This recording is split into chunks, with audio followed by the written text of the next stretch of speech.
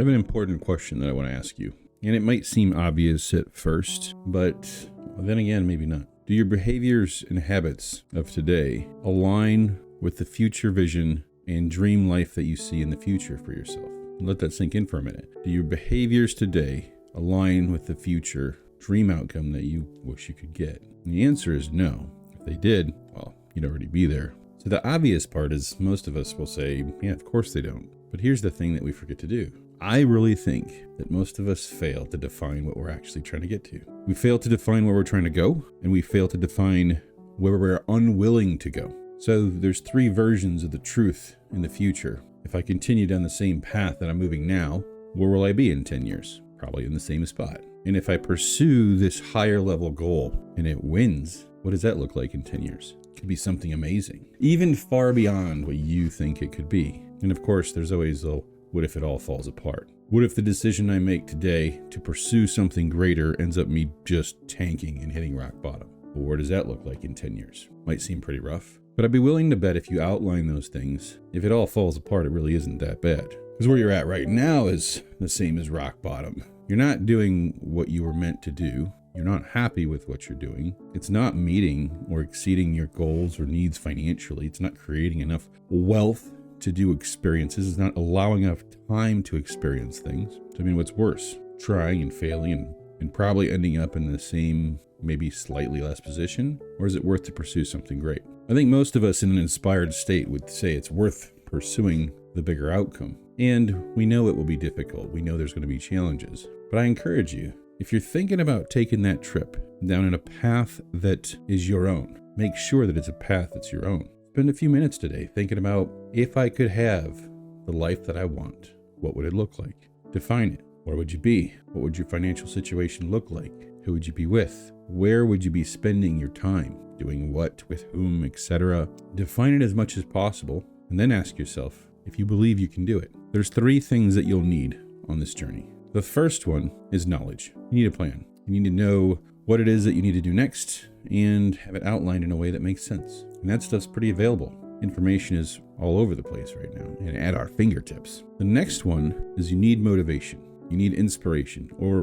what you would properly call the desire to make the change. This is the emotional component. So first we had the logical component, which is knowledge base, the plan, the information. And the second thing we need is the internal desire to move forward. Now, most people would create internal desire about thinking about where they could be, but I challenge you to do both.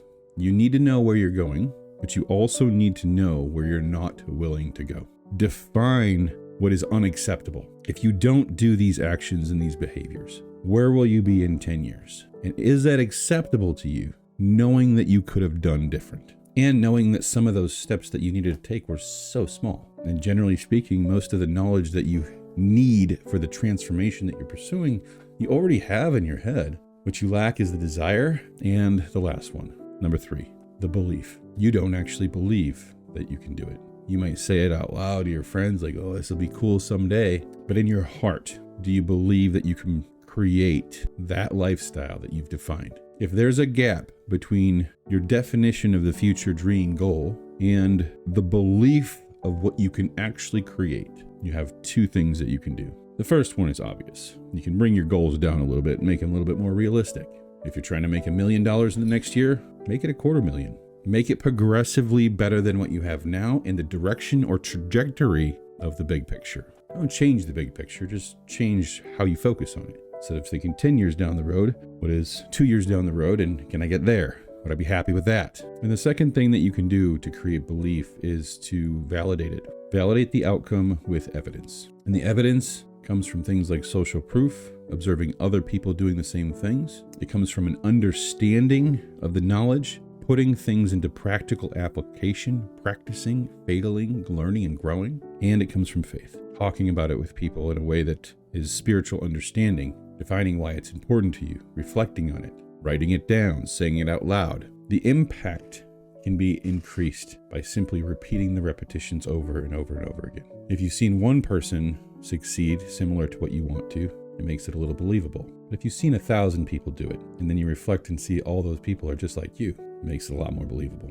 Repetition and exposure is what takes evidence and makes belief happen. So With that being said, here's my challenge to you. First, define where you really want to go. Give yourself a 1, 2, or 3 year plan. There's this exercise we call the 1,000-day plan. It's roughly 3 years. It's long enough to see in the future that I could get these things done. It's also short enough that you know that things always change. If you make a 10-year plan, then a lot of things can happen between now and then. Define it. Who are you with? What are you doing? Where are you at? Where are you spending your time? What's your financial situation? What's your health situation? What do your relationships look like with different people? Define it. And when I say define it, I mean write it down or say it out loud into a recording. Keeping thoughts up here, don't go anywhere. Second thing, define where you are unwilling to go. In 3 years, is it acceptable to still be overweight, out of shape, bad health, poor behaviors, not executing in your business, grinding away just for the sake of doing it, in the same toxic relationship, whatever it might be?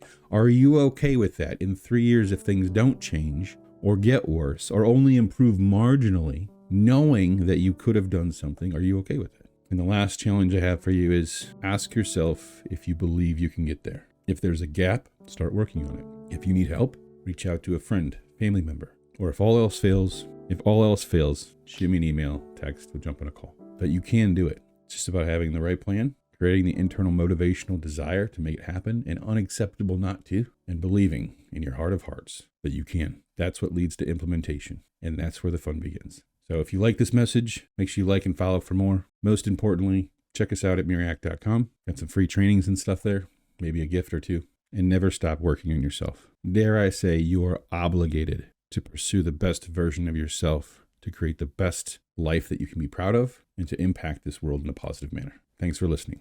See you tomorrow.